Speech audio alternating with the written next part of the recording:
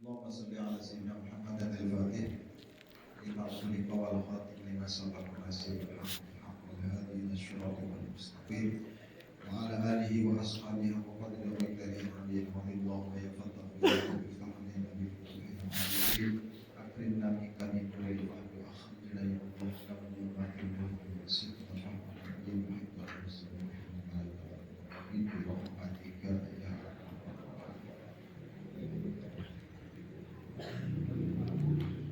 Mari kita bersama-sama tabarukan dengan ayat mutasyrik karena masih hari raya Idul Adha.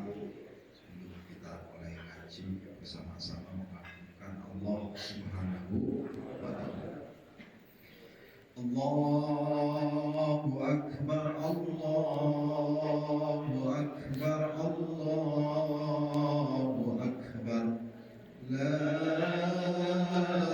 ilaha illallah, wallahu akbar, Allahu akbar, walillahil hamd. Allahu akbar, Allahu akbar, Allahu akbar.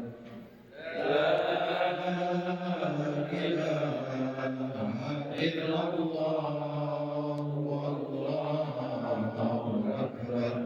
akbar, Allahu akbar, walillahil hamd. Allahu akbar, Allahu akbar,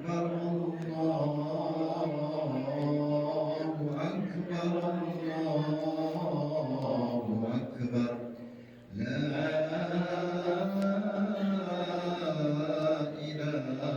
ilaha illallah,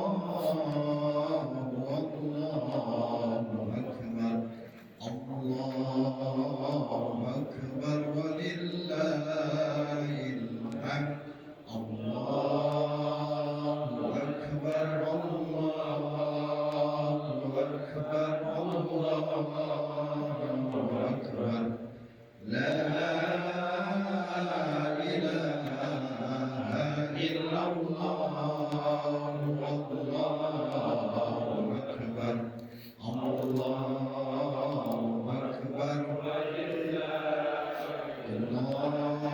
akbar kabira walhamdulillahi katsira wa subhanallahi bukratan wa asila.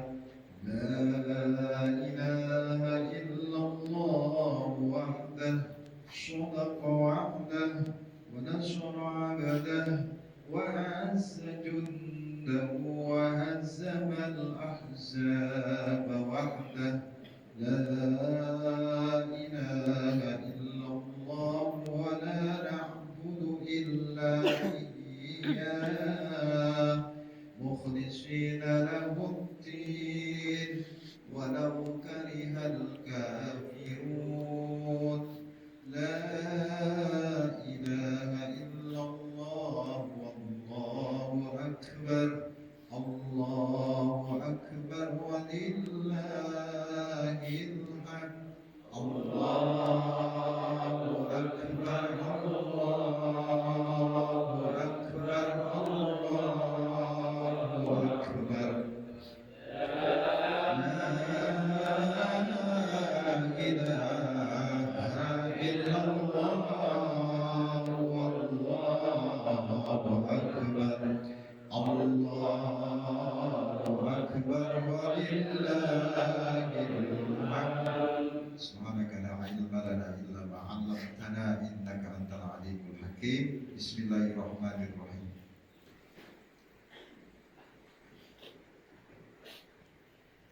Wassalisu huwa al-mudrak al-muta'arraf lil asya' kal jawasis wa hiya quwwatul basar was-sam'i wasyammi wadh-dhuq wal-lams wa hiya mathbutatun fi aqda'in muayyanah wa yu'abbaru an hadza bil ilmi wal idrak. Kemampuan hati pasukannya itu yang ketiga namanya adalah udrak. Jadi dalam hati kita itu ada kekuatan yang namanya syahwat, keinginan yang membangkitkan manusia. Ada kekuatan yang kedua namanya itu adalah iroda, ya, yang kedua namanya kudroh, kemampuan.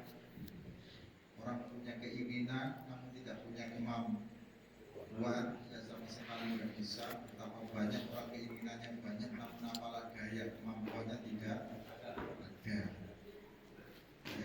Yang suwe tapi pengen bojone nom, namun apalah gaya. Banyak orang yang punya keinginan besar namun kemampuannya tidak ada. Ini dalam hati kita itu ada yang demikian. Nah, pasukan yang kedua itu namanya al-qudroh. Allah berikan kemampuan sehingga antara keinginan dengan kemampuan itu berjalan bersama. Ketika keinginan dan kemampuan itu adalah berada dalam hati kita itu, pasti akan muncul yang ketiga namanya mudroh. Mudroh itu adalah menemukan sesuatu yang diinginkan namanya irodah, dan sesuatu yang menjadi kemampuannya. Tanpa keinginan, tanpa kekuasaan, tanpa kemampuan, mustahil akan lahir penemuan. Jadi munculnya penemuan itu lantaran punya keinginan, punya kemampuan, dan punya idrok atau mudrok.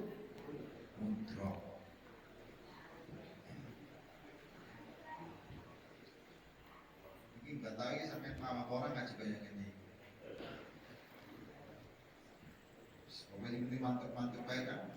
Sengaja ini. Boleh dia ditabarukan kamu. Kalau paham sampai yang enggak. Tapi nek kula mau dari wong awam ini juga gelem kan.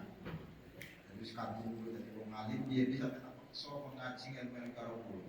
Karena saya dikembalikan lagi sama orang awam juga enggak mau masuk dia kelasnya wong awam. Wah. Misalnya istiqomah loh disebut belum seneng ekor.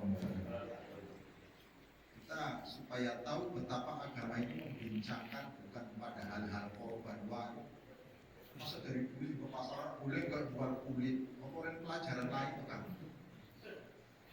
Lagian kulit dijual nggak dijual juga selama masih dimanfaatkan oleh yang lainnya boleh. Kalau memang manfaatnya dimasak ya boleh, manfaatnya dijual ya boleh. Jenenge fikih itu berkembang, jadi harus dihargai dengan harga mati loh. Biar fikih kuno wae sih, pelajaran fikih sekarang. Paham mboten sih? Iya Pak, hukumnya panitia masak. Panitia orang dimasakake kerjanya lemes. Akibatnya terganggu dalam pembagian dewan korban. Boleh panitia sing lillahi ta'ala di zaman biyen niku.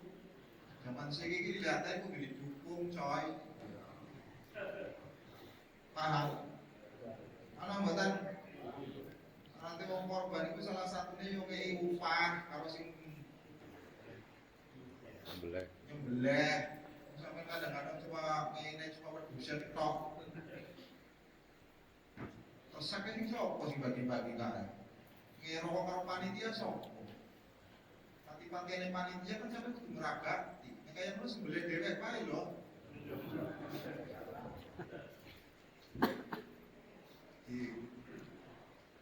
Jadi si goblok-goblok aja jadi panitia jadi kuat bagi-bagi kadang-kadang.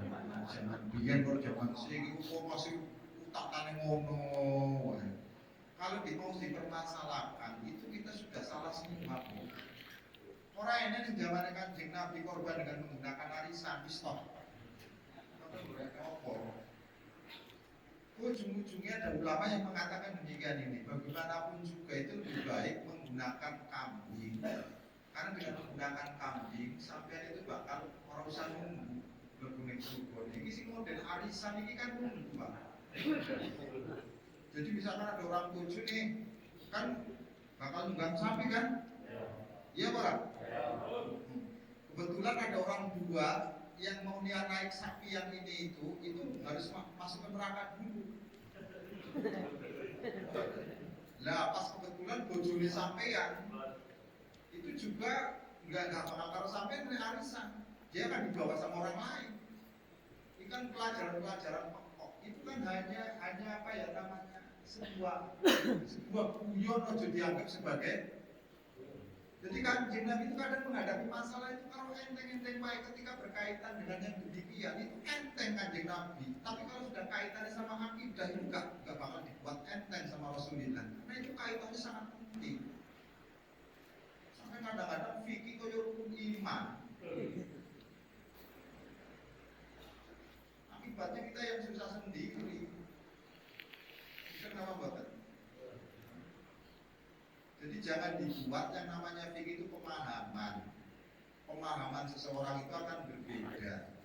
Jangankan kok orangnya sudah nggak sama. Satu orang yang sama saja. Romo kakek sampean iki, romo kakek mulane ngaji iku dene masjid dene omah wae. Andane fikih kita ora paham fikih sok-sokan. Imam Syafi'i itu ketika beliau ada di Irak dengan beliau ada di Mesir itu fatwa hukumnya nggak sama. Maka ada yang namanya kaul jadid, ada yang namanya kaul qadim. Artinya begitu pengaruhnya sebuah tempat itu berpengaruh dalam menciptakan hukum. Seandainya Imam Syafi'i yang Indonesia tidak menutup kemungkinan pendapat-pendapat yang lalu juga bakal dirubah karena situasinya sudah nggak sama, goblok.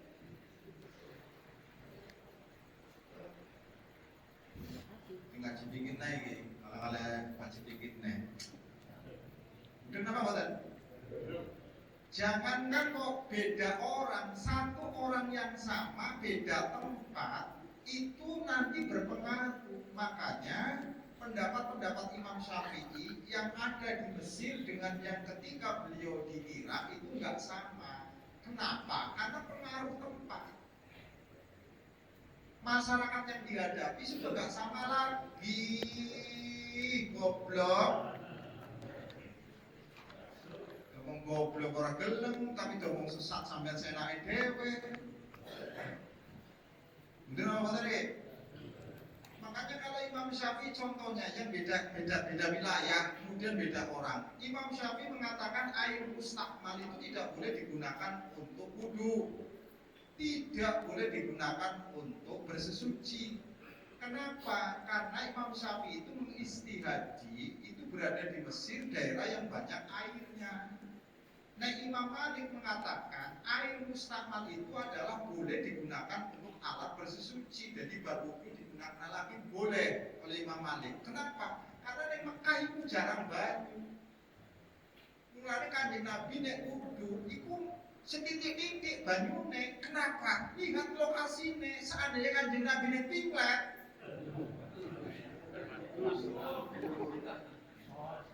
ini masuk ke lokasi. Ini loh, Kanjeng Nabi kakak cira kayak mana? Dilihat juga Kanjeng Nabi di Mekah, air itu sangat jarang. Betapa berartinya setetes air yang ada di Mekah. Imam Malik karena istihadnya ada di Mekah Madinah, wilayahnya Haramain, maka sangat berhati-hati sekali tentang masalah air. Kenapa? Karena airnya tidak melimpah seperti yang di sini. Jadi piye-piye, walaupun itu adalah sama-sama ulama ahli fikih itu nggak bakal sepakat dari zaman biyen. Karena kalau dikatakan sepakat namanya bukan fikih. Yes, oke. Ambon nama daerah ini.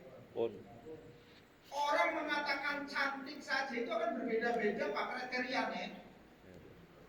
Yang dinilai itu perempuan yang sama cantik. Apa yang membuat itu jadi nilai cantik? Ada kalanya dilihat dari wajahnya, ada kalanya dilihat dari matanya, ada kalanya dilihat dari orang menilainya berbeda-beda kok.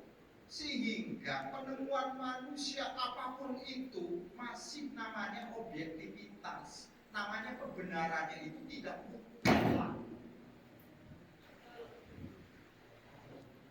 yang kebenarannya mutlak itu cuma Allah Subhanahu. Dan sampean pengen tahu kebenaran mutlak itu nanti setelah mati baru tahu kebenaran.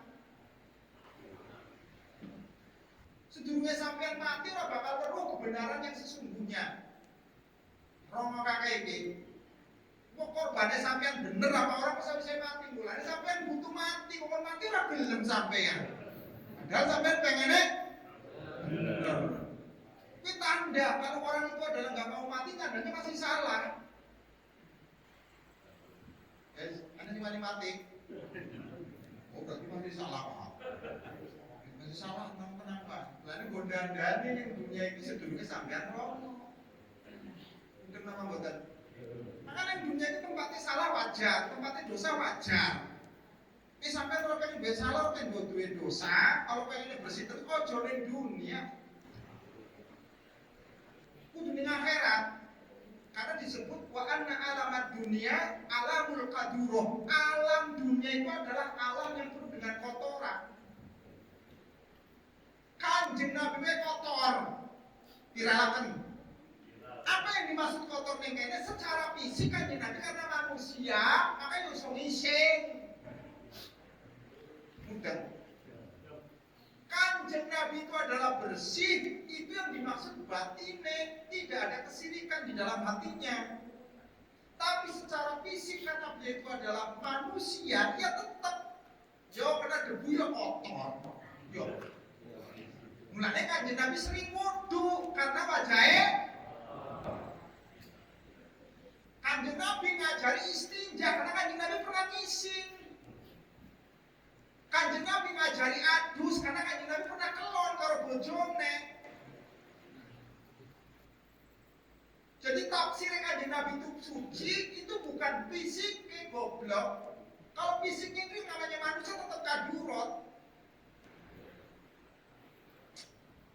Ngaji kayak ini sampai bisa ini. Kanjeng Nabi bersih apa kotor? Antem sampean ngomong.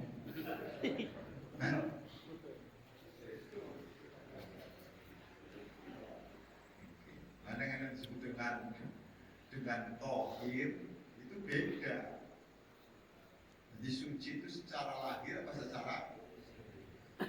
Gak ada manusia itu secara lahir sih bersih total itu reneng.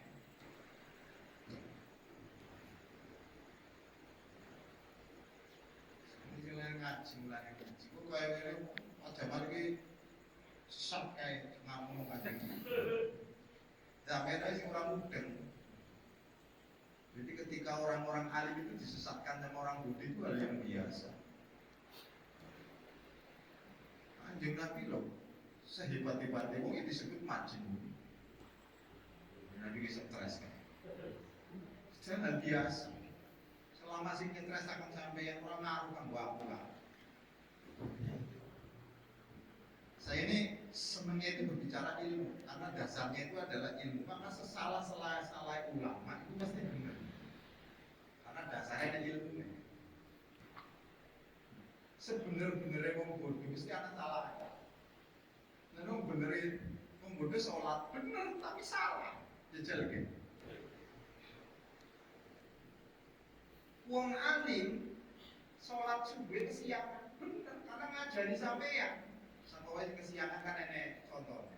Sarah Kanjeng Nabi biyen itu subuhnya enggak kesiangan, kita tidak bisa mencontoh karena enggak ada dalilnya. Yo.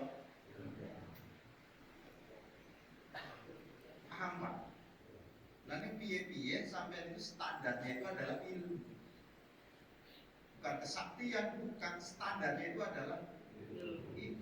Dan ilmu itu bukan kejadokan.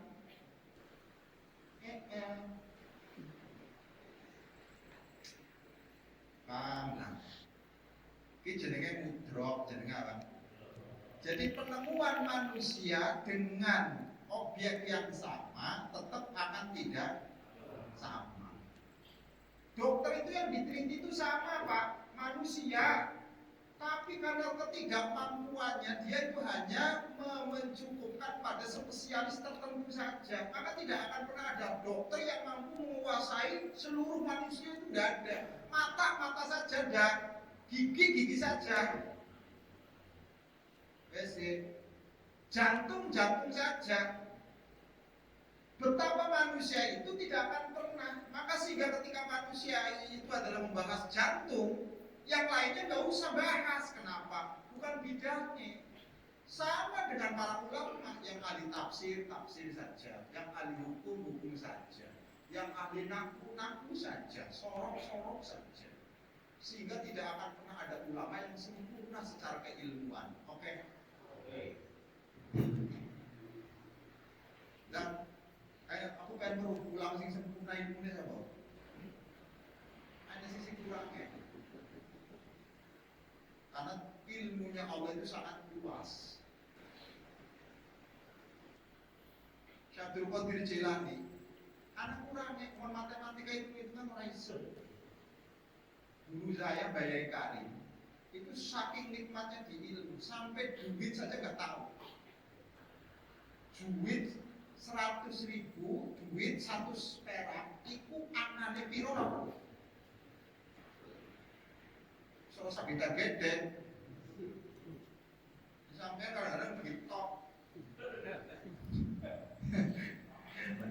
Masa, ini jenenge apa jenenge? Nah, penemuan manusia itu walaupun sama yang dilihat, nanti tingkat analisisnya tidak sama. Oke? Pun? Yes. Sampai delok ini jenenge apa? Lihat dulu. Ini jenenge untuk mudrok itu sampai harus dikasih kemampuan untuk melihat. Wis delok ini. Enggak, sampai bisa delok kapal kalau sampai tidak bisa melihat bagaimana akan menemukan. Dan lihat ini bisa dibayar, sudah dilihat, warnanya sudah.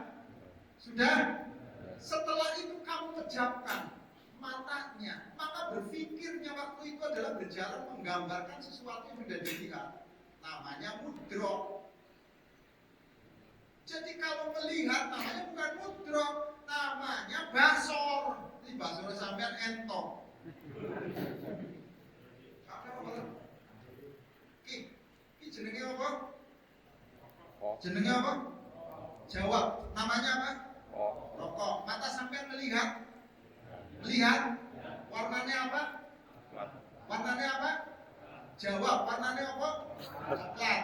Anda mengatakan warna coklat itu karena melihat. Sekarang warna coklat ini adalah dihilangkan. Bayangkan barangnya sudah tidak ada. Kamu bisa enggak membayangkan sesuatu yang baru dilihat? Mampu? Bayang nol sampai jam kan orang delok. Masa sih sampai orang iso bayang warna coklatnya? Lah sesuatu yang dibayangkan saat sampean kejam itu namanya mudrok. Namanya apa? Jadi mudrok itu penemuan di balik penglihatan mata. Maka orang kalau melihat matanya saja mengandalkan mata, barangnya orang aneh ya bisa ndelok neh.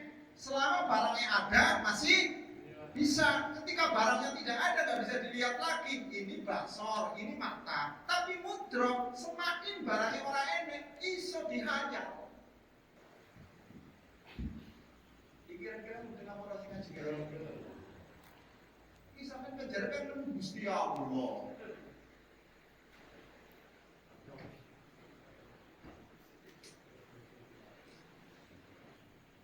Apa balik mana ngajine?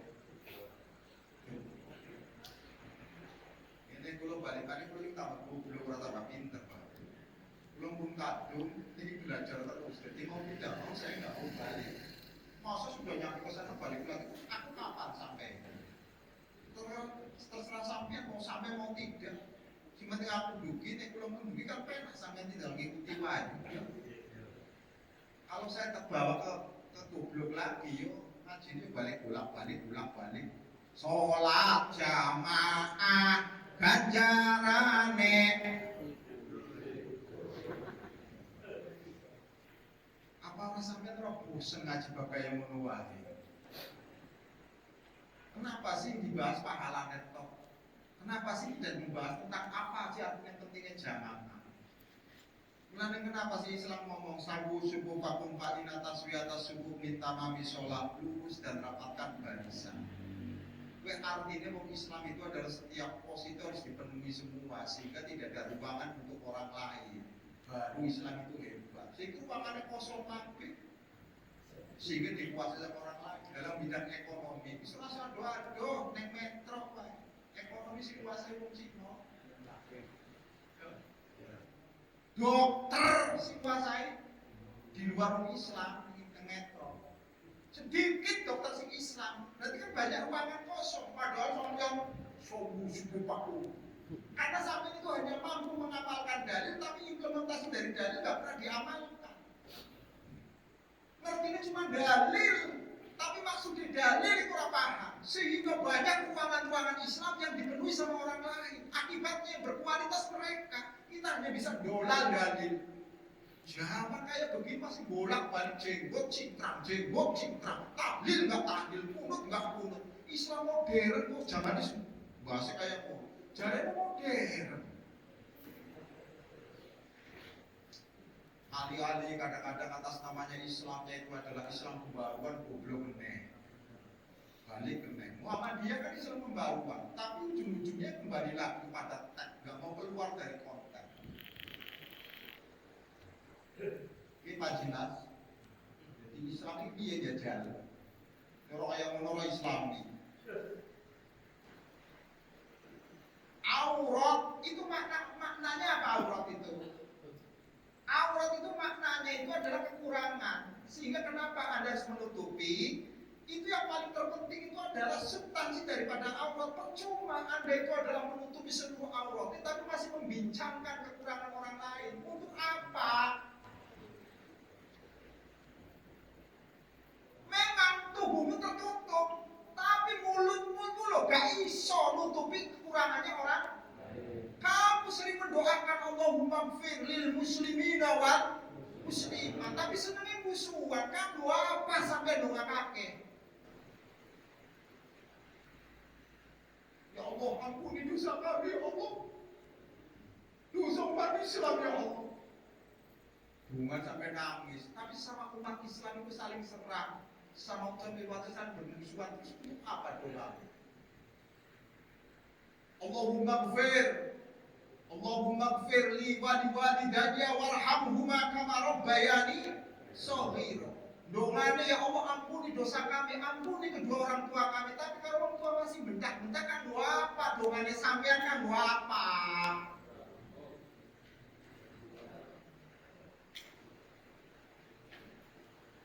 Bukan nih. Cuma dari orang tua ya Allah ampuni, tapi kalau orang tua ini bakti ini kan dua pasang pilihan doa kan. Dan antara doa kalau perbuatan orang nyambung belas.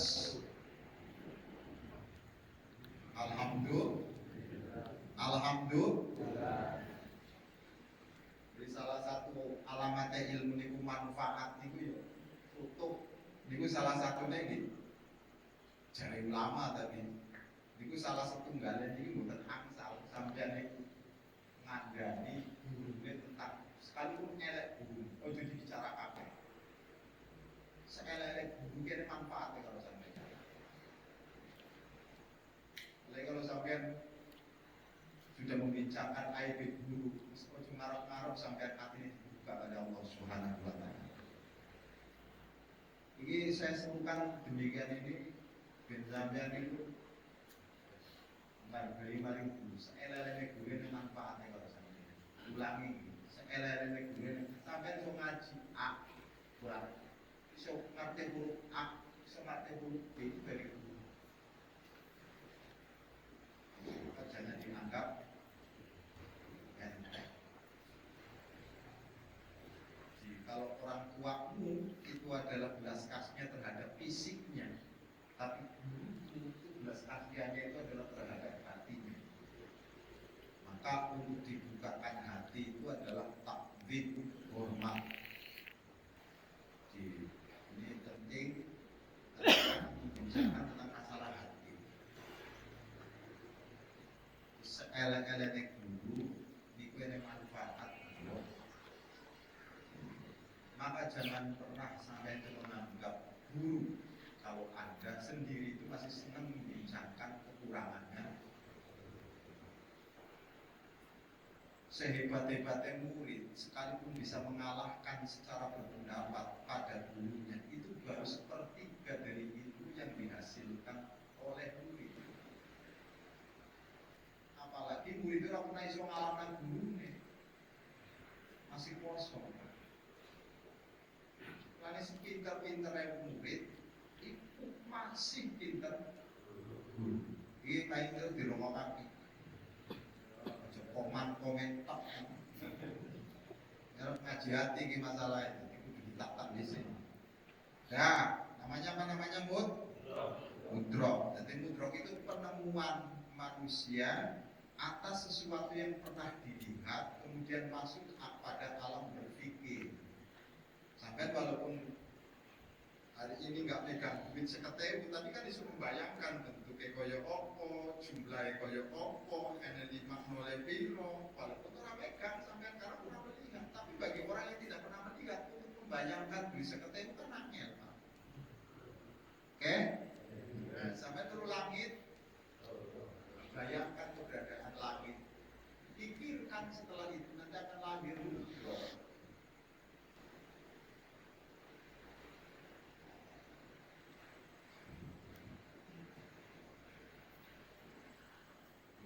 Ilmu ini dikarang 450 tahun Hijriah. Jadi semenjak Kanjeng Nabi Muhammad SAW itu baru ada bahasan yang demikian.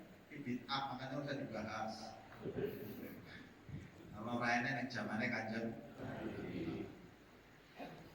Jadi saya Kanjeng Nabi wafat itu ilmu lahir, maka aku sebut ana madinatul ilmi. Nah, ini gudangnya ilmu dari Kanjeng Nabi. Wal alif wa buka. Namanya gudang itu bisa dibuka melalui pintu. Maka di eranya Ali inilah kemudian lahir berbagai macam disiplin ilmu. Paham? Mulai ada ilmu-ilmu baru yang di zamannya Kanjeng Nabi itu ngene arane. Tapi Kanjeng Nabi gudangnya sebuah gudang itu enek habis bener tapi belum ditokake. Kenapa kok belum dikeluarkan? Karena orangnya masih hidup. Nah, apa wae takut karo Kanjeng Nabi itu dijawab karena gudangnya ini. Cuma masalahnya Kanjeng Nabi kan dibatasi waktunya itu cuma 23 tahun. Jadi sebelumnya dari Nabi bukan namanya sunnah. Makanya amal wedhus itu sunnah, dagang itu sunnah. Sebabnya apa? Itu walaupun dijalankan ke Kanjeng Nabi, situasi yang demikian itu Kanjeng Nabi belum diangkat dari Rasul. Wes mulai dianggap menjadi sebuah kesunahan itu Nabi Kanjeng Nabi ditetapkan sebagai nabi. Jadi mau dibedakan pas Muhammad lahir itu manusia biasa. Makanya ada riwayat bahwa Kanjeng Nabi itu adalah lahir tidak melalui jalan itu, kata siapa? Dia manusia. Jadi gambarannya itu sing anu-anu ngono lho, ono sampe gambarannya di luar manusia seolah-olah Kanjeng Nabi itu menungso sih. Makanya yo amel diikuti keringetnya mambune misik, amel diikuti kalau sampeyan. Gambarkan Nabi Muhammad itu sebagai manusia layaknya kita ini. Iso sampeyan iso ngikuti yo mangan. Selarane Kanjeng Nabi mangane yo persis kayak menungso, daging. Daging waktu zamannya Kanjeng Nabi itu tidak seperti sekarang ini, bumbunya rempah-rempahnya banyak. Mengeli Kanjeng Nabi niki makan daging yo enak bae. Ya sampean iki nek rawangan telung dino rasa dikai bumbu. Paham? Paham napa mboten? Ngene kaya Kanjeng Nabi nyate bakar-bakar. Ini kayate. Sampean itu misalkan makan daging kok disate. Wong sate itu kan nggone bambu, sementara di Mekah orangnya bambune. Oke, kan ini bahas kayak menurut teknik ini sampean. Paham nih, Ge? Paham? Rendang. Orang ini berarti Kanjeng Nabi itu rendang. Ini zaman siki bar korban langsung kodo ning mesin giling digawe. Oh, bitatok wis. Alah ya. Jadi gara-gara korban neraka kabeh karena bitatok wis.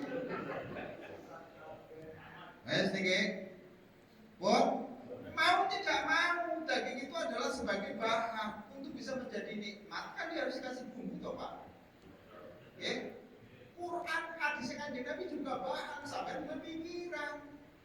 Makanya dia pengen asli, tidak usah disentuh sama sekali.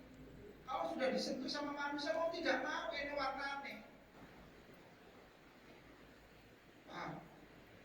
Bahan baju, bahan selama tidak disentuh sama tukang jahit, itu sampai kapanpun nggak bakal jadi baju. Kenapa? Tapi kalau sudah Anda antarkan ke tukang jahit, itu mau tidak mau akan dijahit dan diukur dengan polanya sampean. Ojo tukang jahit saya naik dewe, ukurnya dewe.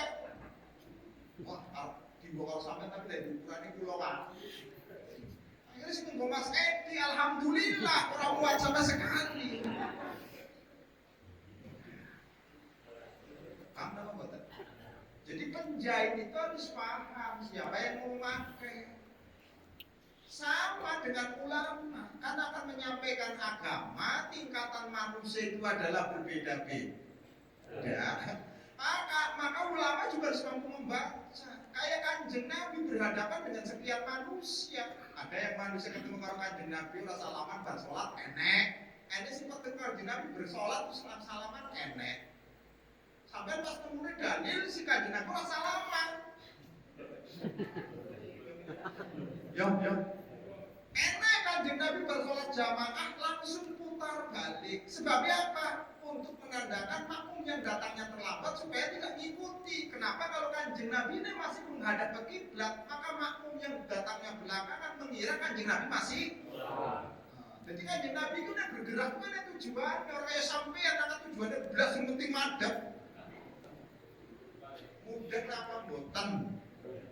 Ada kalanya Kanjeng Nabi bang sholat tidak langsung ke belakang, tetap saja. Kenapa? Menyadari sudah nggak ada jamaah yang ditinggal. Jadi kondisi coy. Tadi sampai ngaji hadis, itu siji tok.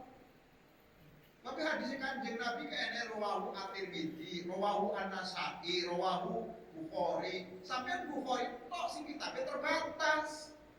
Hadis-hadis yang diriwayatkan sama Bukhari belum tentu diriwayatkan sama yang lain. Kalau seluruh imam itu meriwayatkan, namanya wattafaqu al-a'immatul muhaddisin. Selama Sahih Bukhari cuma Bukhari itu pendapat, mana mungkin pendapat orang sendirian itu bisa kuat.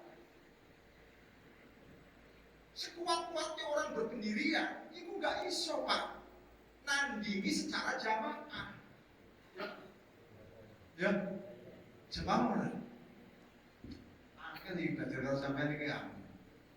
Jadi Imam Bukhari itu hadisnya mungkin enggak ada keliru, mungkin terbukti Imam Bukhari itu apa? Ini kan kalau menurut sejarah nih, Imam Bukhari itu apal 700 hadis. Kira ketika Imam Bukhari nyeleksi hadis, ini nyeleksi hadis. Satu hadis itu diseleksi hanya dalam waktu sangat relatif. Paling sekitar ya 5 menit sahih, 5 menit dhaif. Mungkin enggak dalam waktu 5 menit itu ketelitian. Sekarang berbicara rasionalitas loh ya. Kemudian dari 700.000 hadis yang diriwayatkan oleh Imam Bukhari, itu yang dibuang sangat banyak. Tidak menutup kemungkinan yang dibuang itu malah yang lebih fasih, yang lebih sahih daripada yang ditetapkan. Namanya penemuan manusia. Apalagi jaraknya Imam Bukhari mari Kanjeng Nabi Muhammad sallallahu alaihi itu 300 tahun Pak. Kayak no, sampai tembeng ini orang ingat. Iku dulu sore niki, rawahu an. Tapi sangat berharga Imam Bukhari. Kenapa? Karena berjasa dalam ini. Tapi jangan katakan bahwa hanya Imam Bukhari yang benar hadisnya. Seperti kayak kitab Injil nanti akhir. Makanya Imam Bukhari itu riwayat yang ini, Imam Muslim riwayat yang ini, Imam Tirmidzi riwayatnya nggak sama. Pengen sampean itu adalah mampu membandingkan antara satu hadis dengan hadis yang lain sampai termasuk ning Imam Bukhari niku ning hadis kan Imam Bukhari kul a'udzu birabbin nas itu bukan termasuk Quran. Kenapa? Rawahu Ibnu Mas'ud.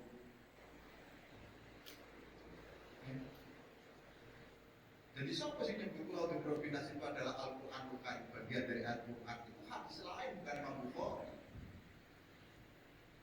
Alam gue sampai ngotak mantu.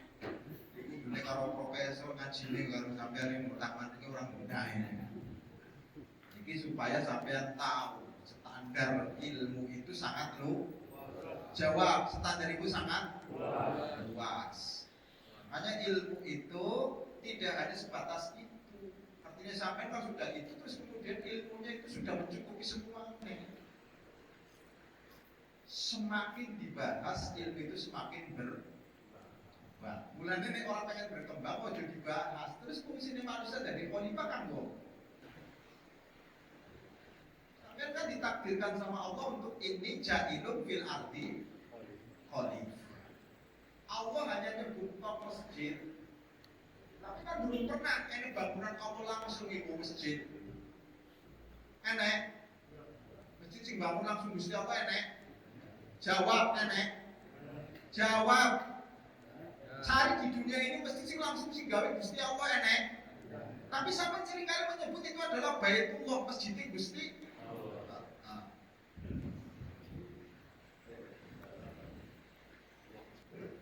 Umay sampean bisa enggak disebut umay Gusti Allah?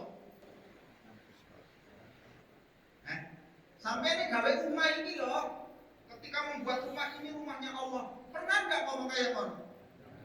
Enggak, berarti kan sampai sombong banget. Padahal semua unsurnya kan si Gusti Allah, tanah si Gusti Allah, bata ada si Gusti Allah, ya kan? Genteng ada si Gusti Allah. Tukang iso gawe niku kerjane tenagane si Gusti Allah. Iso mikir gawe gambar kayak ngene si Gusti Allah. Jadi lebih pantas kalau dikatakan rumah sampean juga rumah Gusti Allah. Biasanya orang pernah ngaji sampai ya. Ini kok orang kaya bid'ah sesat zaman ini harus diikuti. Nah terserah nikah kan.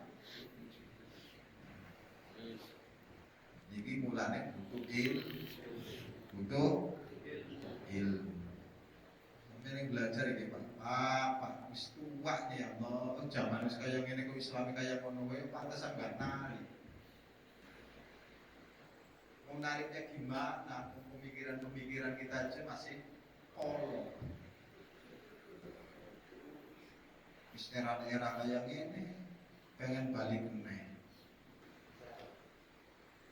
Masya Allah terserah kan? Terserah. Adhan itu tidak boleh dikasih lagu-lagu. Harus lurusan Allahu Akbar. Tariknya piye? Akhirnya yang buat Islam itu tidak berkembang itu adalah kita sendiri. Karena dikit-dikit nggak boleh, dikit-dikit nggak boleh. Ya kalau nggak boleh mau ngapain kita itu?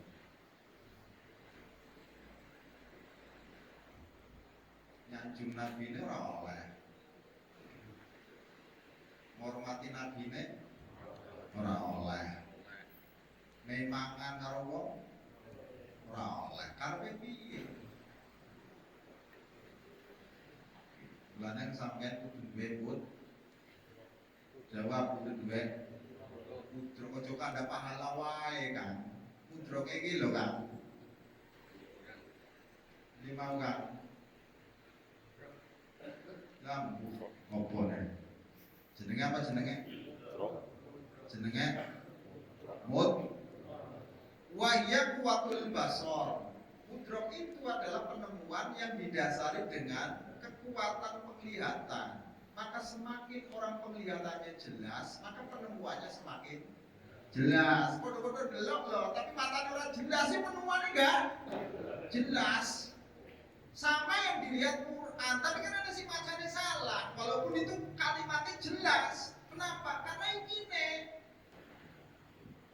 yes. Jadi kemampuan, kekuatan basor, kekuatan mata kita ini itu sangat berpengaruh terhadap penemuan.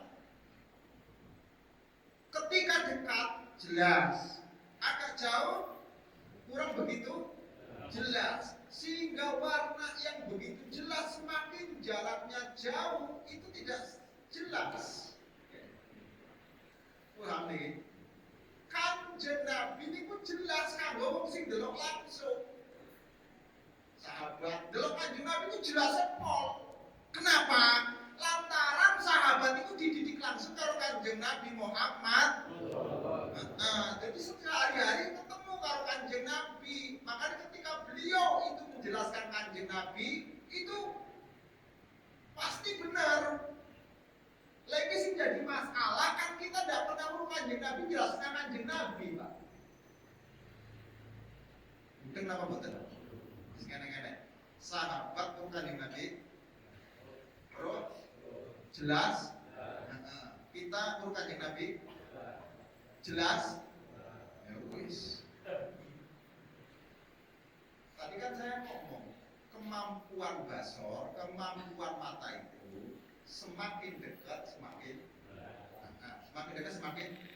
Ini menurut sampai warnanya apa? T.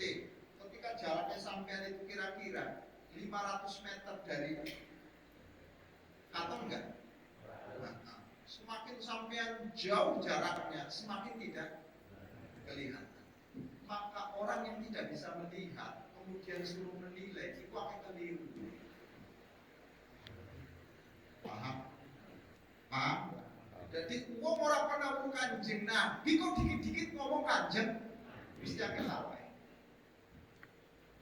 Kemarin sama nggak perlu pendidikan ini kan hanya bermodalkan terjemahan kata Rasulullah. Mungkin tahu. Jadi nek sampai niku pengen weruh Kanjeng Nabi kan kudu nggone jalur to.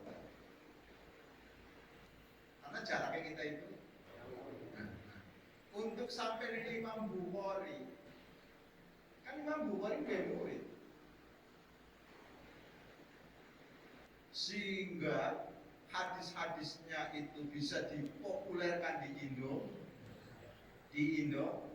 jawab di Indo, pasti kan ini Singgowo, orang Singgowo kan nggak mungkin terkonek. Quran itu dugitan Indonesia, ini Singgowo. Karena Singgowo ya orang mungkin terkonek. Dan siapa orang yang pertama kali membawa Al-Quran ke Indonesia? Syekh Puro. Punya murid, nanti itu yang digarwa atau yang dinikahin sama Prabu Siliwangi. Kon dua anak itu jenenge Raden Kiang Santang. Ini ada ceritanya nih Bu. Jadi yang pertama kali maka disebut Syekh Puro itu karena pertama kali yang membawa bacaan Al-Quran di Indonesia ini. Wali Songo datangnya terlambat coy. Dipikir Wali Songo itu dia hanya meneruskan saja. Yang pertama kali masuk ke Indonesia itu membawa Islam di Indonesia itu bukan Wali Songo. Ini sampean coba.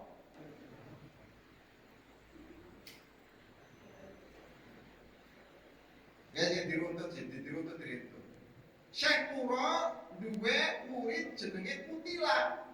Kenapa disebut Kutilan? Karena putih, langsing, wadon ayu iki. Wadone ayu niki, duwe murid wadon perempuan sangat cantiknya luar biasa. Prabu Siliwangi dari wilayah Pejajaran niku krungu ada orang mengajarkan Islam agama baru. Maka dengan penasarannya dia pengen menghancurkan karena ada yang namanya aliran baru. Saat itu kemudian Prabu Siliwangi belum ketemu dengan Syekh Puro, mendengar bacaan Qurannya muridnya Syekh Puro. Begitu mendengar Nyai Rara Santang, begitu mendengar Nyai Subang Larang, namanya Nyai Subang Larang. Begitu mendengar bacaan Nyai Subang Larang membaca Quran, itu yang namanya Siliwangi tidak meneruskan niatnya untuk memerangi Syekh Puro, malah jatuh cinta sama Nyai Subang Larang. Ini riwayat. Begitu jatuh cinta sama Nyai Subang Larang dinikahi. kata sekuro boleh asalkan syaratnya kamu masuk Islam. Ya, begitu dia masuk Islam, dia punya mas kawin namanya Lintang Pakerti. Tasbih itu adanya di Mekah, harus ke sana. Kata sekuro, kemudian kata Prabu Siliwangi karena mereka merasa sakti, gampang itu dengan bom saja udah nyampe ke sana. Maka Prabu Siliwangi untuk mendatangkan persyaratan yang berupa tasbih atau yang disebut dengan lintang, waktu itu dengan mengucapkan bom gak makbul, bom telung kali gak makbul, kesaktiannya luntur. Barulah kata saya buruk ngene dhisik ngomong bismillah dhisik, bismillahirrahmanirrahim baru bom. Jadi begitu bismillahirrahmanirrahim bom langsung. Bismillah wong biyen kaya ngono. Bismillah wong biyen. Ulangi. Ulangi. Sekali saja bom. Jadi alhamdulillah kita bismillah baca pingsa itu juga. Ham. Malah pada diblas. Masa. Nah, hasil pernikahannya itu dengan Nyai Subang Larang punya anak dua, namanya Rara Santang dan Raden. Jawab Raden Kiang Santang. Kiang Santang ini itu namanya banyak. Ki Kuku Sangkang, namanya banyak itu. Belajarlah agama Islam sama Syekh Kafi. Sama namanya. Nah, ini makamnya itu pas di belakangnya Sunan Gunung Jati itu gurunya itu. Begitu beliau belajar agama Islam sama Sayyidatul Kahfi, maka kemudian beliau disuruh untuk belajar di Mekah. Ketemu Nyai Rara Santang itu ketemu dengan Syarif. Siapa namanya? Muhammad Syarif. Muhammad siapa? Muhammad Syarif yang masih keturunan sultan di Mesir, nikahlah di sana, punya anak dua, namanya Ainul Yakin dan Syarif Hidayatullah. Begitu beliau meninggal, maka kemudian Nyai Rara Santang itu adalah kembali lagi ke Cirebon sambil membawa anaknya namanya Syarif Hidayatullah. Jadi tekan Wali Solo di sini kok terlambat. Sampai ini kudu ziarah, ada pengen ngerti Quran itu kudu ziarah ini Rangkas Dengklok, wilayah Jawa Barat. Ini bab Quran. Dan ini Al-Jabar, apa sih Al-Jabar ini? Mengibadah B3W wingi loh kesampean ini. Kalau Babul Khoa itu sudah jadikan tempat sujud sudah lama ini daripada Al-Jabar. Sampean kagum dengan Al-Jabar. Mengapa tidak kagum dengan Babul Khoa? Itu dari tempat sujud kita biye.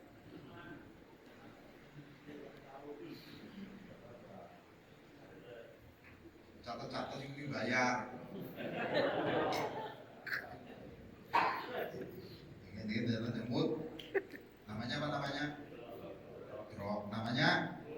Dan mudrok itu adalah didasari dengan kekuatan pamamat, kekuatan basor.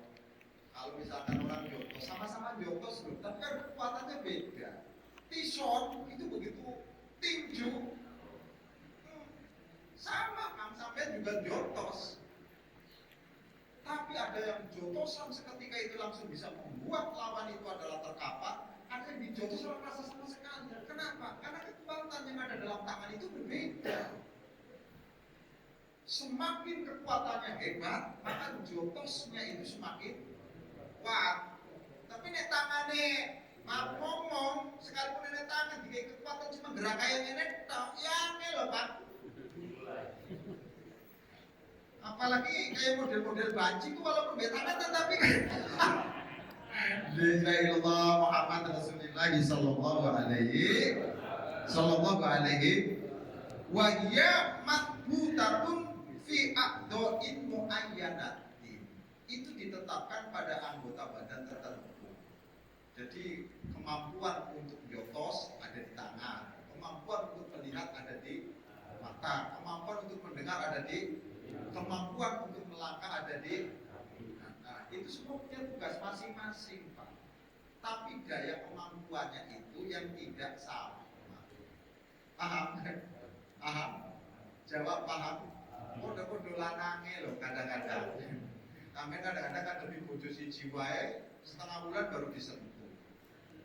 Mau ngarap, apalagi mau Yaman, itu dalam sehari itu 11 kali dolanannya.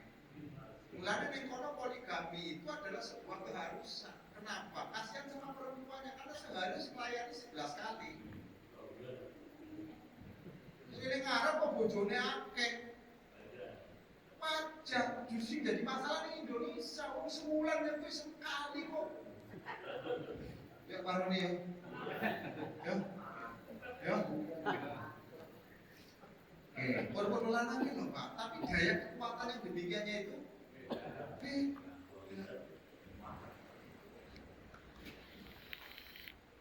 wes paham nih, paham?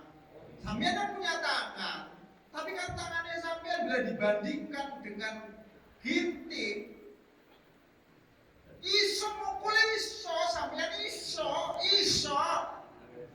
Jadi ada orang yang terkenal populer hanya mengandalkan tangan. Dari tangan ini karyanya luar biasa sampai menjadi orang besar namanya Taufik Hidayat, si tangan. Susi Harbi, si tangan. Bayangin. Ada uang yang dikasih kepopuleran melalui kaki. Messi, Ronaldo, orang usah nanggo iki, orang usah pinter seperti kaki nih. Dia hebat bukan karena kecerdasan, bukan karena ilmu, namun tendangan yang membuat dia itu adalah tenar. Boleh cerita, oke? Bon, sampun, ya, oke, bon, ada orang yang terkenal gara-gara matanya loh Pak. Ada uang sih terkenal gara-gara ucapan, gara-gara suara. Biasa-biasa aja tuh ini suara-suara ini biasa. Namun gayanya ini yang membuat dia tenar. Alhamdulillah sabiki.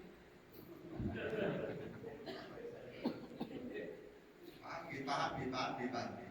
Betapa semua yang ada dalam diri kita ini sebenarnya ada yang menonjol, dan yang menonjol inilah kalau terus-menerus digali dia akan menjadi ketenaran. Amal melalui ini. MZ orang yang sing ceramah kayak MZ nggak ngajiin amat nggak semua kalau digali karena dalam diri kita ada potensi. Nah, kita kan males gali. Nah, sampai kapanpun orang pernah digali orang mungkin ya walaupun tanahnya subur kalau nggak pernah ditanami.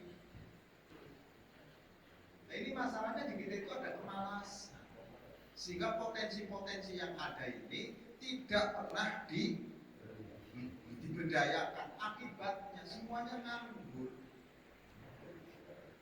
Terus kalau nganggur jadi kualitasnya dengan gue mata gue kuat, gue cangkem gue mangan pak, ya. Mangan ngobrol bareng turu.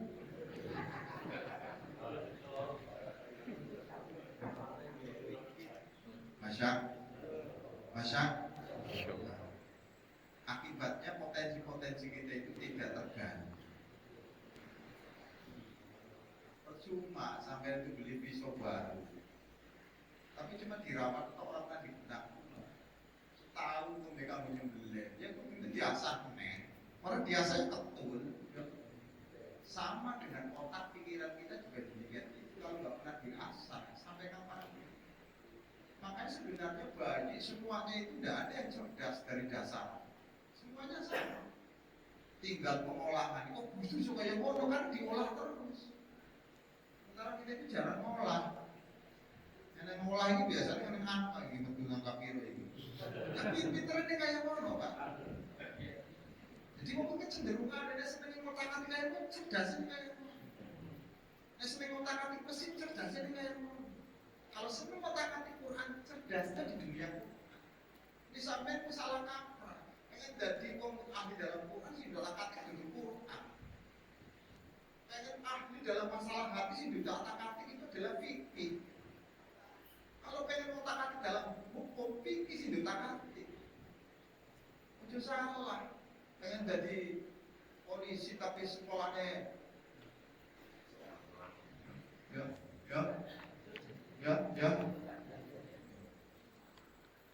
Ini Pak. Wakada sairul qawi. Bukan qawi ini bukan. Semua itu dikasih kemampuan sama Allah. Mata Anda bisa melihat karena Anda ada kemampuan. Seandainya misalkan pamannya punya mata, tidak dikasih kemampuan, Anda nggak bisa melihat.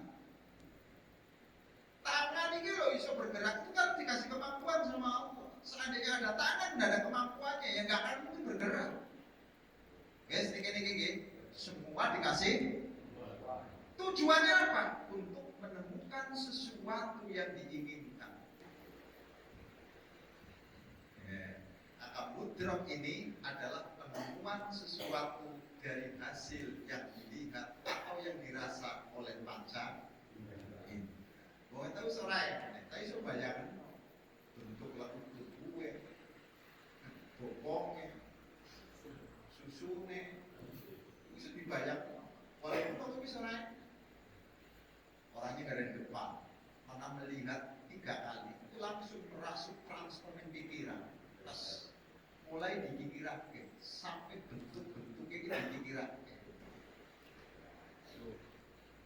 Oke, sampai Allah. Ayo bareng-bareng. Allah. Bu'a. Bareng-bareng. Allah. Bayangkan lafadznya. Iso? Bayangkan lafadznya iso? Sangat kejam. Allah. Akbar. Iso bayang lafadznya? Bisa? Bisa. Nah, susunan apa wae?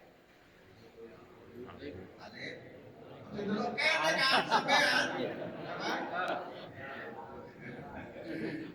Jadi apa yang kita ucapkan sebenarnya bisa di sampai kalau dikir bayangkan dulu kalimat yang tertulis sallallahu ala Muhammad sallallahu ala Muhammad, bayangkan dulu kalimat-kalimatnya lam, kemudian digabung dengan ya, alif, lam, ain, lam, terus kemudian mim, mim, dal.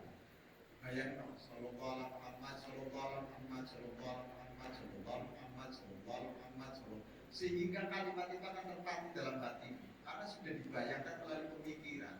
Kenapa kita ini tidak bisa? Lantaran ketika kita mengucapkan tidak pernah membayangkan kalimat-kalimat yang kita ucapkan.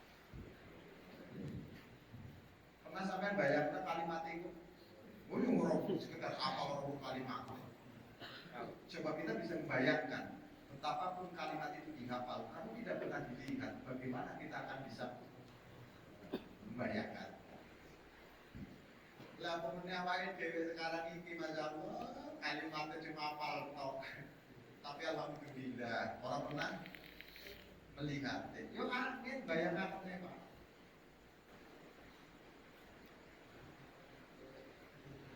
Sampai gula rasanya apa? Jawab, gula rasanya apa? Karena sampai sudah namanya mudrok. Jadi sing hukumi manis ini jenenge mud. Sekalipun orangnya gula ini sampai besok katakanlah bahwa gula itu. Baru rasanya apa? Manis. Walaupun sampai orang pernah langsung didil itu langsung dengan sendiri, namanya mudrok. Dengan bukan bukti yang tangan naik garamnya, mau didil. Nenek garam kok manis berarti salah tidak ya sampai. Oke. Jadi kebenaran yang pasti, kebenaran itu tidak janggal di telinga, biasa. Nah, wong belum bener itu mesti akeh janggal, tapi sebenarnya biasa. Ibarat seperti sampean menghukumi gula manis tanpa harus melihat. Yes. Namun sampai menghukumi gula niku manis tanpa harus melihat. Itu kebenarannya pas itu. Sampai menghukumi bahwa garam itu adalah asin tanpa harus melihat. Dan ketika Anda mengatakan garam asin, gula manis, benar? Jawab benar. Apa harus mendapatkan pahala? Jawab. Apa harus mendapatkan upah? Jadi sesungguhnya kebenaran itu adalah tidak berhak untuk dikasih. Jadi orang benar itu orang yang tidak pernah menuntut apapun. Selama sampai itu sholat menuntut surga belum benar sampai. Selama sampai itu adalah ibadah, itu adalah karena takut dengan masuk neraka belum benar ibadah sampai. Maka ketika ibadah sudah benar, dia tidak berharap apapun dari Allah Subhanahu wa Ta'ala. 1 tambah 1 sama dengan benar apa salah? Benar dapat surga, benar dapat hadiah. Benar apa salah? Jauh ulangi 1 tambah 1 sama dengan 2. Orang mengatakan 2 apa harus dikasih pahala? Apa harus dikasih hadiah? Itulah kebenaran. Jadi Anda ketika benar pasti tidak akan pernah menuntut apapun dari Allah Subhanahu wa Ta'ala.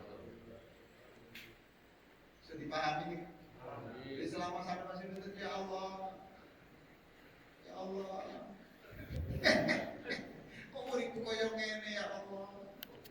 Padahal belum sholawatan pun kata, Gusti, kok terkarungnya sekali pun kados niki, belum bener sampean. Jadi orang yang belum benar itu adalah banyak protesnya mari Gusti, banyak nuntutnya mari Gusti Allah. Tetapi orang yang sudah benar maka tidak akan pernah menuntut apapun dari Allah karena dia itu adalah maha benar. Jadi kira-kira ibadah sampean itu benar atau salah? Oh, ya berarti aku ngadepi wong salah. Pantesan sampean ibadah masih salah apa benar? Jawab. Ibadah salah apa benar? Salah. Ulangi. Ini tegas. Kira-kira ibadah kita itu sudah benar apa salah? Pantesan mau bocor kayak gitu. Ibadah apa yang salah bibite sih kayak. Ini supaya kita tahu. Tuntutan ini panjang banget. Pak Oro ojo tersinggung sampean ngaji kalau ngene iki. Tersinggung pendidikan balik wae. Ya, Pak Idro iki ngaji ngene iki siap ditelanjangi ora siap balik. Ngene iki langkah ngaji ngalem-aleman langkah. Walasna natakallamu fil junud adh-dhahira aqni al-aqdha fa innaha min ilmi min alamil mulki wasyahadah. Itu semua adalah alam syahadah. Alam syahadah itu adalah alam yang bisa dilihat. Wa inna ma natakallamu alam fi ma abadas min junudi lam tarawha. Sekarang kita akan berbicara dengan pasukan hati yang tidak bisa dilihat. Jadi ada pasukan yang bisa ada pasukan yang tidak bisa dilihat. Kemampuan itu bisa dilihat apa enggak? Enggak. Sampai punya kemampuan? Enggak punya? Punya. Bisa dilihat kemampuannya sampai? Mulai ini sampai agak cerdas titik. Wa hada al-sinbu as-salis wa huwa al-mudrak min hadhil jumlah yang qasimu ila ma qad sakana al-manazil ad-dhahir wa ya al-hawas al-khamsi aqni as-sam'i wal basar wasyam wad-duq wal lamsi wa ila ma amsakana manazil batina wa hiya tajawid dimah. Jadi ada kemampuan itu Fajri yang berada di timah. Timah itu adalah jawab kotak. Di dalam kotak manusia itu sekian banyak jaringan, itu tidak boleh putus. Sebab salah satu putus saja itu membuat loading. Mikirnya sampai nih lemot. Mulanya sampai kok ngene sing putus sih. Makanya daya tangkap kita ini kadang-kadang lemah. Nggak langsung paham. Ini sing jaringan sih bermasalah ini. Jaringannya ada masalah, begitu transfer itu setrum itu langsung masuk. Oke? Lah ketika jaringan ini ada yang bermasalah, pasti akan tersumbat dulu Pak. Nggak bisa mengirim sinyal kepada device. Terus sampai kayak ngono nih sampean. Lalu mau kecelakaan, kemudian terjadi benturan di kepalanya. Iku udah ditakoni agak-agak piye ngono kan? Karena ini jaringan sih. Masa. Lah kabeh-kabeh itu diskonslet siji ku biasanya berpengaruh kepada yang lain. Ini lampu konslet siji ini gak dibeneri, itu bisa berpengaruh pada yang lain. Tunjukin jeblak kilometernya. Nanti sampai ini jaringan itu lu mau jadi. Nah, ini jaringan sih bener kadang-kadang di konslet itu nggak butuh waktu sampai. Jaringan itu bener-bener kok di konslet aja masa. Sementara si konslet pengennya. Kalau sampai piye sih? Wis bener-bener di konsernya nggo narkoba, wis bener di konsernya nggo minuman keras, nggo tua. Padahal sing kontrak juga pengennya sampai dirawat kan pengen bener kan. Sampai wis bener-bener kayak kok dirusak dewek nih, Pak Indro. Mulane lemot kadang-kadang gitu. La ilaha illallah Muhammad Rasulullah sallallahu alaihi namanya tajawid ad-dima. Jadi dalam diri kita itu untuk menemukan kekuatan itu dalam otak itu terjadi yang namanya jaringan-jaringan yang satu dengan yang lain saling berhubungan. Nah, ini pun mulai ini. Wahya ayatul khamsah ada 5 gitu. Fa'inal insan ba'da ru'yati syai' yakmadu ainahu fayudraku suratan. Contoh. Jadi ketika manusia habis melihat segala sesuatu, contoh aja melihat anggur, pas delok, itu iso begitu dipejamkan matanya untuk membayangkan bentuknya anggur bisa. Lah, itulah karena otak bekerja. Karena apa? Nah. Tapi otak orang kerja yo akeh. Maka jangkauannya pikiran itu lebih luas daripada apa yang dilihat. Oh niki, titik nah. Wabwa al-khiyat. Pertama kali yang masuk dalam bimbang kita itu adalah alam khayal. Bukan alam nyata, tapi alam khayal. Langit itu di dalam ada sampean. Jadi apa namanya itu dekat nggak posisinya antara kita dengan langit? Semakin sampai penasaran, semakin menuju ke sana, bukan semakin tercapai, malah semakin. Iya, namanya apa? Khiyal. Apa yang kita lihat belum tentu itu. Wah, bulan ini loh. Kok cilik banget ya. Maka dalam kelihatan. Tapi yang kecil ini bentuknya sifatnya seperti apa? Oleh anak. Nanti dulu ini supaya akan ngaji ke depannya ben paham ini kok dimain di sini. Summa tabqatil kasurah ma'ahu bisa babi syai'in bihifdihi. Setelah masuk dalam alam khayalmu dalam sebuah kotak, terjagalah. Anda bermaksud untuk menjaga apa yang baru ditemukan. Karena apa? Alhamdulillahirabbil alamin, alhamdulillahirabbil alamin, alhamdulillah dijaga. Setelah dijaga maka nggak mungkin hilang. Sekalipun tidak bisa kita bayangkan bentuk kalimatnya terkapal karena sudah masuk di dalam hib. Tapi ini diungapal kan angel dijaga. Mulane ene wong wis apal ilang neh, apal ilang neh, apal hilang lagi. Kenapa? Karena belum masuk di dalam hib. Tapi kalau sudah hidup maka hafalan ini masuk dalam sebuah otak sehingga terjaga dan tidak akan pernah hilang. Karena jaringannya utuh. Nanti sampai pengen hafal, itu diulang-ulang bisik. Karena hari ini yang hafal, besok enggak.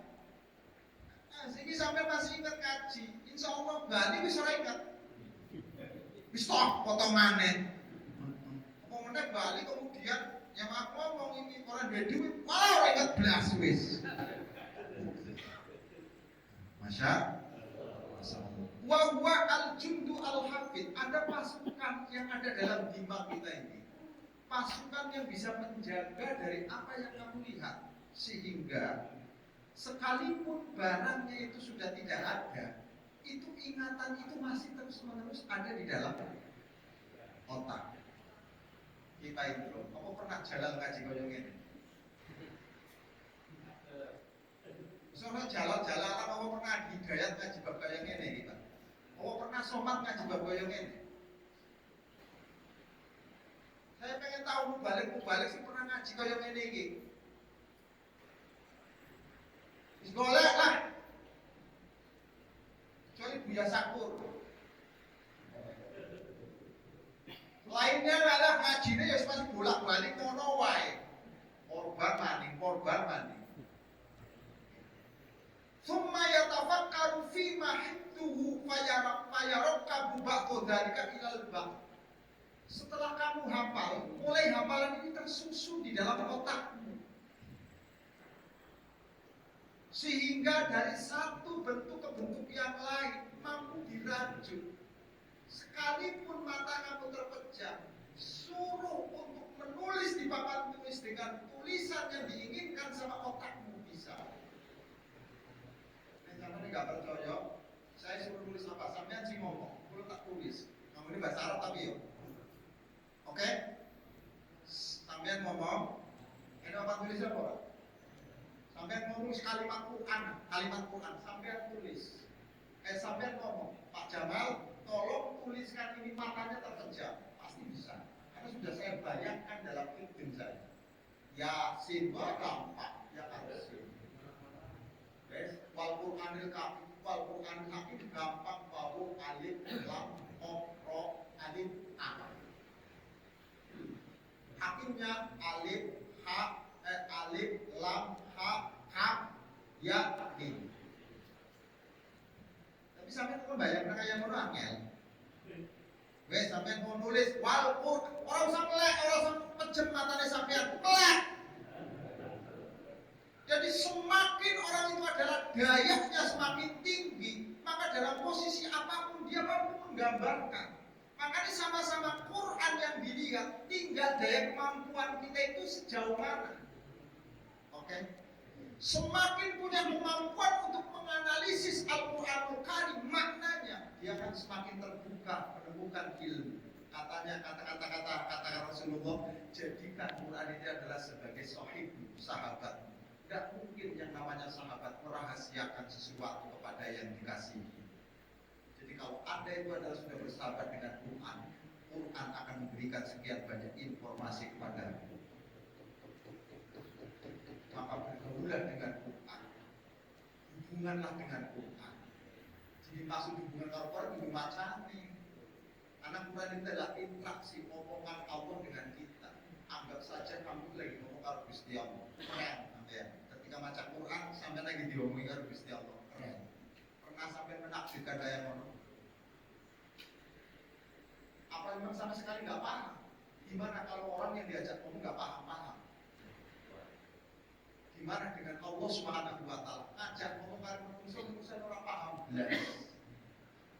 Al Quran itu adalah dibaca berulang-ulang kali, namun tidak ada ilmu yang keluar. Karena memang kita itu sudah diajak ngomong tidak paham.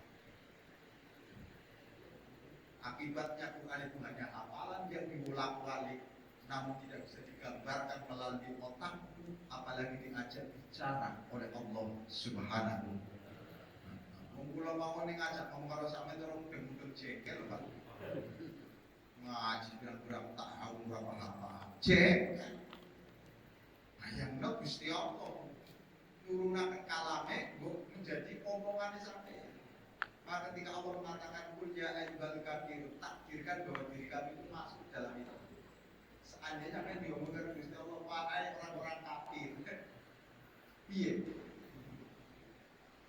Ketika Anda membaca misalkan khatamallahu ala qulubihim, takdirkan bahwa hati kami itu adalah tertutup. Ketika kamu membaca dzalikal kitabul la raiba fi hudal lil muttaqin, takdirkan diri kamu itu adalah menjadi orang yang mendapatkan petunjuk. Maka membaca ayat bisa sumringe, membaca ayat bisa dalam keadaan nangis. Kenapa? Karena sikap batin kita ini adalah ketika membaca selalu masuk dalam ruangan. Kita itu kadang-kadang nangisnya malah pada ayat sing anu pas. Ayat tentang surga ayat tentang surga nangis, ayat tentang neraka guyu. Kan lucu ini, wong stres ini. Maka balik lagi, kenapa kita tidak bisa menemukan sesuatu yang ada dalam Al-Qur'anul Karim? Karena memang hakikatnya kita tidak paham komunikasi kita dengan Allah Subhanahu. Bagaimana Quran akan menceritakan, bagaimana Quran akan memberi informasi, sementara kita sendiri otaknya memang tidak jalan. Cobalah Anda baca Quran dengan menggunakan otak, susunannya gitu. Alhamdulillahi Rabbil Alamin. Coba sampai bayangkan, Alhamdulillahi Rabbil Alamin. Hurufnya berupa nun. Hurufnya berupa Alhamdulillahi Rabbil Alamin. Akhirnya berupa nun. Ar-Rahmanir Maliki Yaumiddin. Iyyaka na'budu wa iyyaka nasta'in. Ihdinas siratal. Kadang nganggo mim, kadang nganggo nun. Karena apa? Manusia supaya tidak jenuh. Karena kalau kalimat akhirnya itu adalah berupa itu terus, maka manusia mudah jenuh. Makanya kalamnya supaya tidak jenuh diganti-ganti akhirnya. Alam naj'alil arda mihada wal jibala awtada wa khalaqnakum azwaja wa ja'alna nawmakum subata wa ja'alna al-laila libasa. Orang mungkin kalam-kalam ini tertata begitu rapi boleh AKB. Lah orang mikir sampean. Mau lawan. Terus alhamdulillah jumlahu peniku wonten 8. Ulangi, alhamdulillah jumlah huruf ada. Kalau nggak percaya sunatnya alif, lam, ha, mim, dal, alif, lam, ha. Itu jumlahnya 8. Itu persis dengan surga yang dibuat sama Allah Subhanahu wa Ta'ala. Jumlahnya juga 8. Jadi kalau Anda pengen masuk ke dalam surga, cukup mengamalkan alhamdulillah. Bisa? Karena sudah surga ini loh Pak. Cuma ngomong alhamdulillah toh. Makanya penduduk surga rata-rata mengucapkan waqulil hamdulillahi rabbil alamin. Penduduk surga toh gampang. Syaratnya cuma ngomong alhamdulillah. Ampun. Di daging. Jawab usahakan di daging. Setitik akeh. Ono wae sampean wis iki. Ora dikei. Bismillah dalam suasana apa saja sampai dikasih apa enak gak enak ngomong alhamdulillah. Surga, sampai dari surga asli. Kira-kira iso? Iso? Ngomongnya iso Pak, lakoni wis ngamel. Nek ngomong iso. Jumlahnya piro kok kalimatnya? Nah, hurufnya jumlahnya piro? Surga niku jumlahnya pinten? Berarti sampai kalau pengen masuk ke dalam surga cukup mengamalkan kalimat alhamdulillah. Kudu ngucapake ngamalake, sing dimaksud ngamalake dalam setiap keadaan sampai usahakan. Apa isinya alhamdulillah? Senang dengan apapun yang Allah berikan. Oh, rasa protes. Panik. Masjid sing korban cuma siji. Gagal parone gagal. Wiridan semenape kok masih koyo ngene wae. Gagal.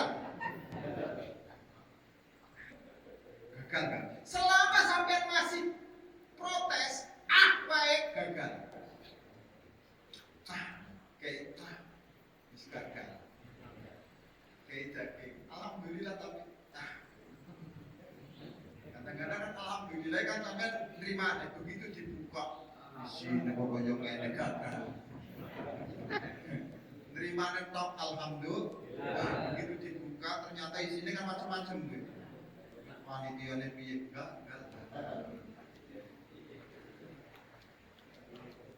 Kowe tembe alhamdulillah wae kita durung iso amalan.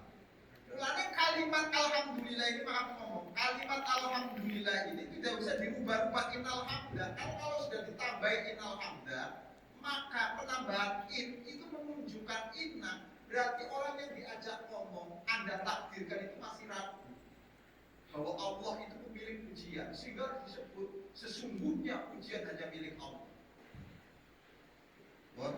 Kalau ditambahin inna yang kedua, maka jumlahnya surga itu harus ditambah karena ada penambahan inna. Jadi jangan sampai menambah sesuatu sih orang ditambah kayak Gusti Allah. Jadi untuk sampai-sampai nambah innal hamda sekalipun itu dibenarkan, tapi dalam pandangan kalimat itu kan salah. Ibatan di antara bahasanya sampai antara bahasanya Gusti Allah. Innal hamdalillah kok bae sampean kan sering kaya ngono kowe.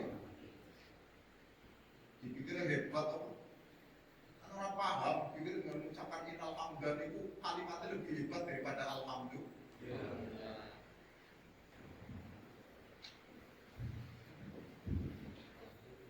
Nah, nama yang mau innal hamdan jago ngake. Maksudnya paham orang yang minta alhamdulillah. Saya kan ikuti itu aja. Jadi innal hamdan itu adalah inya itu adalah harfu tauhid.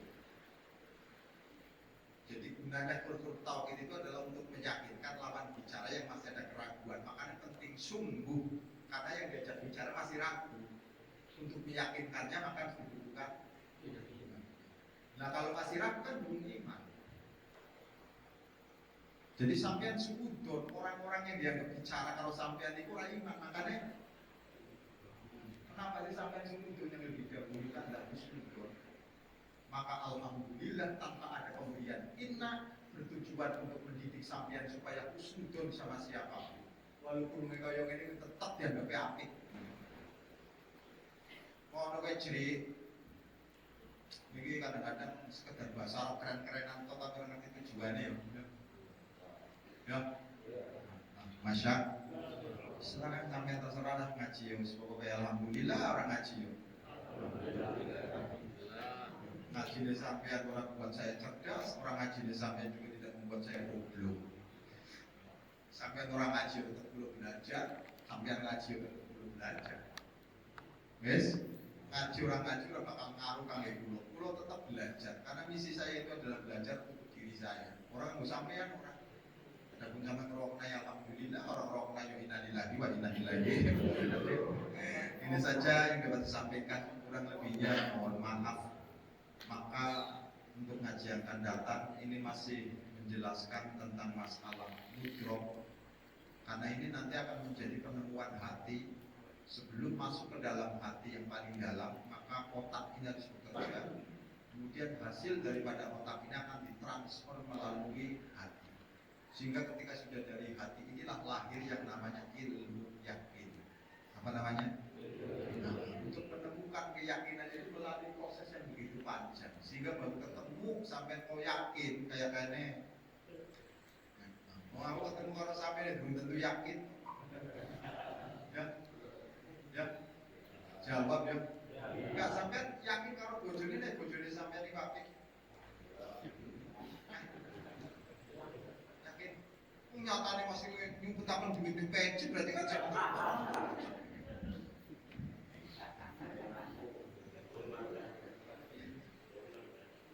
Sampai kalau ini bojone sampai duwe anak kok pasti yakin kalau bojone iki apik. Lan ini rahasia-rahasia sing nyatanya begitu HP dipegang sama istrinya nggak boleh, berarti kan ada rahasia yang tidak bisa tandanya sampai masih masalah. Sesama tidak yakin tidak usah saling.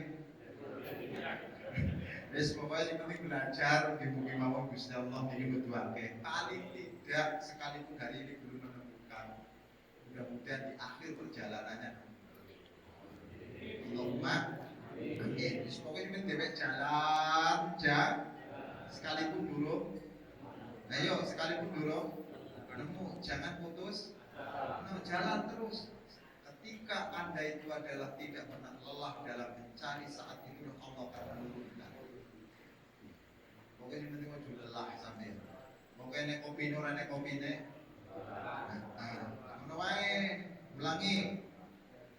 Ene mangan ora ene mangane. Kok malam Senin anu pas saya piro sedele panganan jajal padha makan apa ora. Ini saja, mudah-mudahan manfaat di dunia wal akhirah. Assalamualaikum warahmatullahi wabarakatuh. Bismillahirrahmanirrahim. Allahumma sghil jawarihana bita'atika wa qulubana bima'rifatika wastaghil bidzikrika fi lailina wa fi naharina wa fi tuli hayatina wa alhiqna bis-salihin. Sallallahu alaihi Muhammadin wa ala alihi washabbihi wasallam. Alhamdulillahirabbil alamin. Kurang lebihnya mohon maaf. Assalamualaikum